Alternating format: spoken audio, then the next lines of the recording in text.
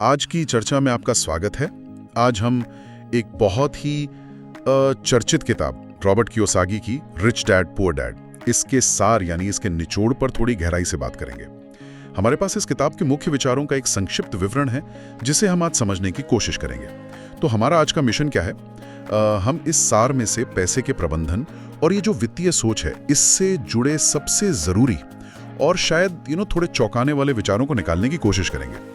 देखेंगे कि जो पारंपरिक सोच है उससे हटकर इसमें क्या अलग बताया गया है और क्यों ये किताब इतनी प्रभावशाली मानी जाती है।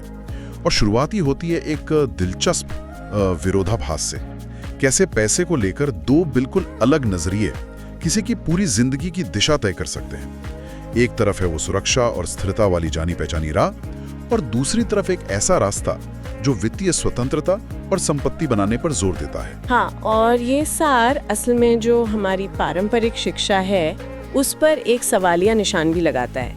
ये इस बात पर जोर देता है कि स्कूलों में जो सिखाया जाता है वो शायद हमें असली दुनिया में पैसे को संभालने के लिए पूरी तरह तैयार नहीं करता है। हम देखेंगे कि यह सार कैसे संपत्ति बनाने यानी एसेट्स बनाने और अंततः वित्तीय आजादी पाने के लिए एक अलग ढांचा या सोचने का तरीका पेश करता है। तो चलिए इसे खोलते हैं। सबसे पहली और शायद सबसे बुनियादी बात जो इस सार में उभर कर आती है वो है दो पिताओं की सोच का जबरदस्त अंतर। एक तरफ हैं गरीब पिता जो असल में लेखक के अपने पढ़े लिखे पिता थे। उनकी सोच थी और जो शायद हम में से ज्यादातर लोगों ने सुनी होगी, खूब पढ़ो, अच्छे ग्रेड लाओ, एक सुरक्षित नौकरी ढूंढो और मेहनत से काम करो। उनके लिए स्थिर वेतन और जॉब सिक्योरिटी ही सबसे बड़ी प्राथमिकता थी। और फिर आते हैं अमीर पिता जो उनके दोस्त के पिता थे और जिन्होंने उन्हें पैसे का असली खेल सिखाया। उनकी सोच बिल्कुल विपरीत थी। उनका मानना था कि सिर्फ अच्छी नौकरी पाना काफी नहीं है, असली चीज है पैसों का ज्ञान, मतलब फाइनेंशियल लिटरेसी। उनका सिद्धांत क्रांतिकारी था। लक्ष्य ये नहीं होना चाहिए कि आप पैसे के लिए काम करें, बल्कि ये कि पैसा आपके लिए काम करे। यहाँ जो आकर्षक बात है और जो इस सार का केंद्रीय बिंदु भी है वो ये है कि ये सिर्फ पैसे कमाने की टिप्स या ट्रिक्स के बारे में नहीं है। ये उससे कई ज्यादा गहरा है। ये पैसे के प्रति आपकी माइंडसेट, आपके माइंडसेट के बारे में है। सार ये दिखाता है कि गरीब पिता वाली मानसिकता जो सुरक्षा पर केंद्रित है, अनजाने में व्यक्ति को रैट रेस में फंसा सकती है। रैट रेस यानी तनख्वाह से तनख्वाह तक जीना और कभी न खत्म होने वाले खर्चों और कर्जों के चक्रव्यूह में फंसे रहना। आप ज्यादा कमाते हैं, ज्यादा खर्च करते हैं और फिर ज्यादा कमाने के लिए और मेहनत करते हैं। एक अंतहीन दौड़। वहीं दूसरी ओर अमीर पिता वाली मानसिकता पैसे को एक साधन, एक टूल के रूप में देखती है। इस सोच के अनुसार पैसे को समझना, उसे नियंत्रित करना और उसे ऐसी जगह लगाना सीखना जरूरी है जहां वो आपके लिए और पैसा कमाए। यही सोच असल में वित्तीय स्वतंत्रता की नींव रखती है, जहां आप काम इसलिए नहीं करते क्योंकि आपको बिल भरने हैं, बल्कि इसलिए करते हैं क्योंकि आप करना चाहते हैं। ये मानसिकता वाली बात तो वाकई सोचने पर मजबूर करती है। और इसी से जुड़ा है अगला, शायद सबसे ठोस और व्यवहारिक बिंदु जिस पर यह सार जोर देता है। संपत्ति यानी एसेट्स और देनदारी यानी लायबिलिटीज के बीच के फर्क को समझना। सारे से बहुत सीधे तरीके से समझाता है। संपत्ति वो चीज है जो आपकी जेब में पैसा डालती है। उदाहरण के तौर पर एक छोटा सा फ्लैट जिसे आपने किराए पर दिया हुआ है और उससे हर महीने किराया आ रहा है, वो एक संपत्ति है। या किसी अच्छी कंपनी के शेयर्स जिससे आपको डिविडेंड मिलता है, या कोई ऐसा ऑनलाइन कोर्स आपने बनाया है जिसकी बिक्री से लगातार आय हो रही है। ये सब संपत्ति के उदाहरण है। और देनदारी ये वो चीज है जो आपकी जेब से पैसा निकालती है, जैसे एक महंगी कार जिसकी आप हर महीने किश्तें भर रहे हैं, साथ में पेट्रोल, बीमा और मरम्मत का खर्चा भी है। या क्रेडिट कार्ड का भारी बिल जिस पर ब्याज लग रहा है। सार की सबसे चौंकाने वाली बात शायद ये है कि जिसे हम अपनी सबसे बड़ी संपत्ति समझते हैं, जैसे अपना आलीशान घर जिसके लिए बड़ी होम लोन ली गई है, वो असल में एक देनदारी हो सकती है। बिल्कुल। अगर उसके रख रखाव और किश्तों का खर्चा आपकी जेब से लगातार पैसा निकाल रहा हो, बजाय इसके कि वो कोई आय पैदा करे। और यही ज्यादातर लोग फंसते हैं। वो सोचते हैं घर तो सबसे बड़ी संपत्ति है। हाँ, वही। लेकिन अगर उसका कैश फ्लो देखें, पैसा आ रहा है या जा रहा है, तो तस्वीर साफ हो जाती है। ये अंतर समझना इतना महत्वपूर्ण क्यों है? क्योंकि ये सीधे नकदी प्रवाह यानी कैश फ्लो से जुड़ा है। संपत्ति आपकी तरफ पॉजिटिव कैश फ्लो लाती है, पैसा अंदर। देनदारियां आपकी तरफ से नेगेटिव कैश फ्लो ले जाती हैं, पैसा बाहर। सार का तर्क है कि अमीर लोग लगातार संपत्ति जमा करने पर ध्यान केंद्रित करते हैं, जबकि मध्यम वर्ग अक्सर अनजाने में देनदारियां खरीदता रहता है, ये सोचकर कि वो संपत्ति खरीद रहे हैं। सोचिए, कोई हर महीने कार की EMI भर रहा है। वो पैसा उसकी जेब से निकलकर बैंक या फाइनेंस कंपनी की संपत्ति यानी उनके लोन अकाउंट को बढ़ा रहा है। वित्तीय रूप से स्वतंत्र होने के लिए सार कहता है आपको अपनी संपत्ति वाले कॉलम को लगातार बढ़ाना होगा और देनदारियों वाले कॉलम को घटाना होगा। तो ये साफ है कि संपत्ति बनाना जरूरी है, लेकिन सवाल ये उठता है कि इसके लिए जरूरी ज्ञान या कौशल कहाँ से आएगा। यहीं पर सार एक और दिलचस्प और शायद पारंपरिक सोच को चुनौती देने वाली बात कहता है। सिर्फ ज्यादा पैसा कमाना जरूरी नहीं है, उससे ज्यादा जरूरी है लगातार सीखते रहना। और ये सीखना सिर्फ अकादमिक डिग्री लेने तक सीमित नहीं है। सार कहता है कि असली दुनिया में सफल होने के लिए व्यावहारिक स्किल सीखना जरूरी है, जैसे बिक्री यानी सेल्स की कला, ताकि आप अपने विचारों या उत्पादों को बेच सकें। मार्केटिंग की समझ, ताकि आप जान सकें कि लोगों की जरूरतें क्या हैं और उन्हें कैसे पूरा किया जाए। निवेश यानी इन्वेस्टिंग के मूल सिद्धांत, ताकि आप अपने पैसे को काम पर लगा सकें। और लेखा जोखा, अकाउंटिंग की बुनियादी समझ, ताकि आप अपने पैसे का हिसाब रख सकें और समझ सकें कि आपका पैसा कहाँ जा रहा है। बिल्कुल। और ये सीखना गरीब पिता की सोच से अलग है, जो सिर्फ औपचारिक शिक्षा और स्पेशलाइजेशन पर जोर देती थी। अमीर पिता का नजरिया व्यवहारिक वित्तीय साक्षरता पर था, प्रैक्टिकल फाइनेंशियल लिटरेसी। ये स्किल्स जैसे कि बिक्री आपको लोगों को समझने और बातचीत करने में मदद करती है। मार्केटिंग आपको मूल्य बनाना और उसे प्रस्तुत करना सिखाती है। निवेश आपको पैसे से पैसा बनाना सिखाता है और अकाउंटिंग आपको वित्तीय नक्शा पढ़ना सिखाती है। ये सब मिलकर आपको सशक्त बनाती हैं। आप बेहतर वित्तीय निर्णय ले पाते हैं, चाहे आपका मुख्य पेशा कुछ भी हो। सार का संदेश है कि ये ज्ञान ही असली शक्ति है, जो आपको सिर्फ एक तनख्वाह के मोहताज होने से बचाता है। यही वो औजार है जिनसे आप संपत्ति वाले कॉलम को भर सकते हैं। ये सीखने वाली बात मुझे समझ आ रही है। इसका मतलब है कि सिर्फ नौकरी में प्रमोशन या सैलरी बढ़ने से ज्यादा जरूरी है अपनी वित्तीय समझ को बढ़ाना। अच्छा, तो अगर संपत्ति जमा करना और सीखते रहना इतना अहम है, तो सवाल उठता है कि ये सिर्फ नौकरी से कैसे संभव है।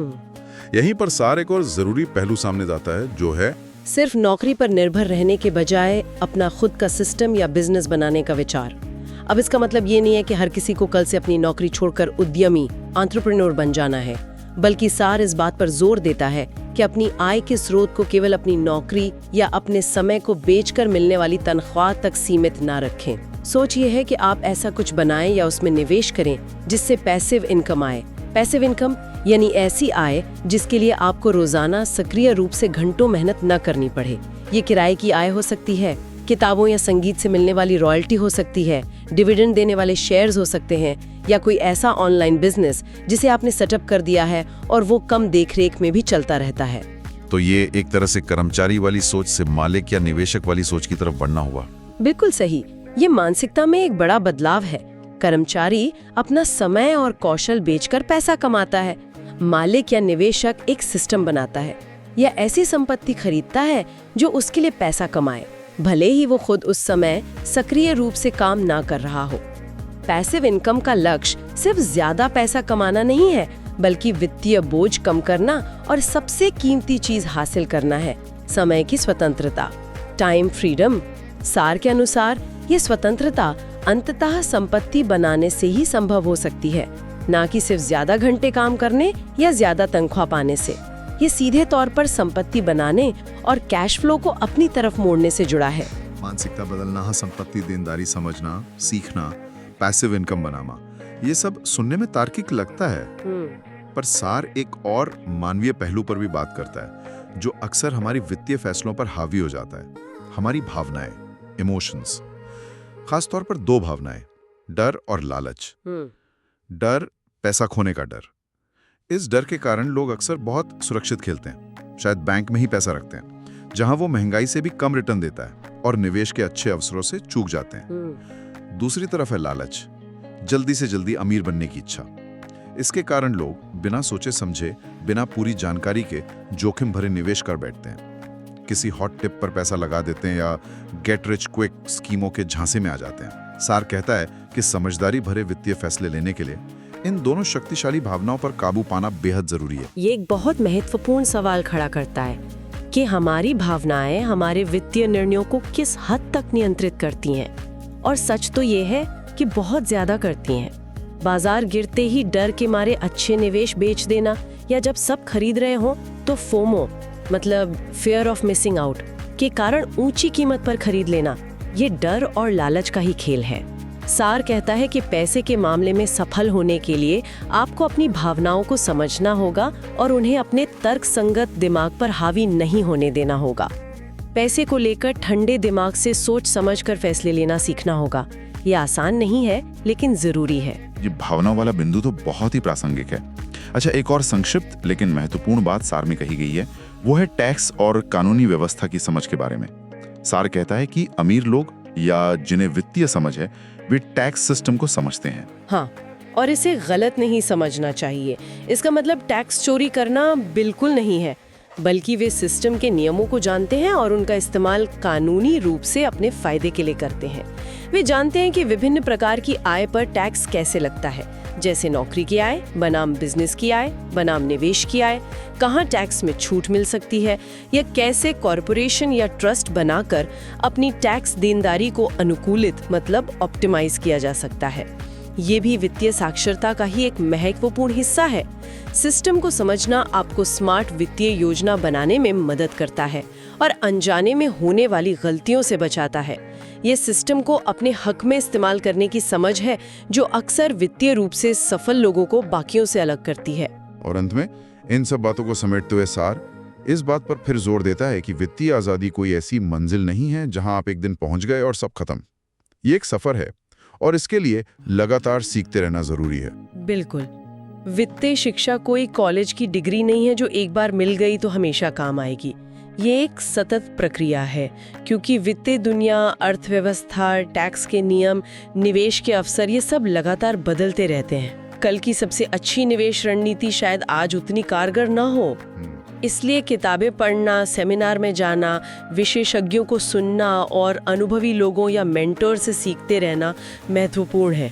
अपनी समझ को लगातार अपडेट करते रहना ही इस खेल में आगे बने रहने का तरीका है। तो इन सब बातों का निचोड़ क्या है? अगर हमें सार के दिल तक पहुंचना हो तो मुख्य संदेश क्या पकड़ना चाहिए? मेरे ख्याल से सार का मुख्य संदेश बहुत सीधा और शक्तिशाली है। पैसे के लिए काम मत करो, पैसे को अपने लिए काम करना सीखो। और ये कैसे होगा? इसके लिए कुछ मुख्य कदम है। अपनी संपत्ति यानी एसेट्स बढ़ाओ, अपनी देनदारियां यानी लाइबिलिटीज कम करो, और सबसे महत्वपूर्ण अपनी वित्तीय शिक्षा, फाइनेंशियल लिटरेसी हासिल करो और उसे जीवन भर बढ़ाते रहो। यानी मानसिकता बदलो। हाँ, संपत्ति और देनदारी का खेल समझो। बिल्कुल। जरूरी स्किल्स सीखो, भावनाओं पर काबू रखो और निष्क्रिय आय के स्रोत बनाओ। एकदम सही। ये सारे तत्व, मानसिकता बदलना, डर और लालच से ऊपर उठकर तर्क से सोचना, संपत्ति और देनदारी के बीच के फर्क को गहराई से समझना और उसे अपने जीवन में लागू करना, लगातार नई व्यावहारिक स्किल्स और ज्ञान प्राप्त करना, अपनी भावनाओं को पहचानना और उन पर नियंत्रण रखना, और आखिरकार निष्क्रिय आय के स्रोत बनाना ताकि आप सिर्फ अपनी नौकरी पर निर्भर न रहें, ये सब मिलकर आपको उस स्थिति में लाते हैं जहां पैसा आपका गुलाम होता है, न कि आप पैसे के गुलाम। यही वित्तीय नियंत्रण और स्वतंत्रता का सार है। तो ये थी रिच डैड पुअर डैड के सार से मिली कुछ मुख्य बातें और उन पर हमारी थोड़ी गहरी बातचीत। उम्मीद है कि इस चर्चा से पैसे को देखने, उसे संभालने और उसके बारे में सोचने का शायद एक नया, ज्यादा शक्तिशाली नजरिया मिला होगा। और जाते जाते एक विचार छोड़ने लायक है जिस पर श्रोता चाहें तो मनन कर सकते हैं। ये सार हमें इस बात पर सोचने पर मजबूर करता है कि हमारी पारंपरिक शिक्षा प्रणाली, स्कूल, कॉलेज हमें पैसे की इस व्यवहारिक दुनिया के लिए, संपत्ति बनाने और वित्तीय प्रबंधन के लिए वास्तव में कितना तैयार करती है, और क्या कभी वक्त निकालकर ईमानदारी से कागज पर अपनी व्यक्तिगत संपत्ति और देनदारियों की एक सूची बनाना, यह देखना कि पैसा कहाँ से आ रहा है और कहाँ जा रहा है। क्या ये खुद को वित्तीय रूप से बेहतर समझने की दिशा में पहला लेकिन सबसे महत्वपूर्ण कदम हो सकता है? इस पे जरूर विचार किया जा सकता है। इसी विचार के साथ आज की ये गहरी पड़ताल यहीं समाप्त करते हैं। Like, comment and share, subscribe करना ना भूले।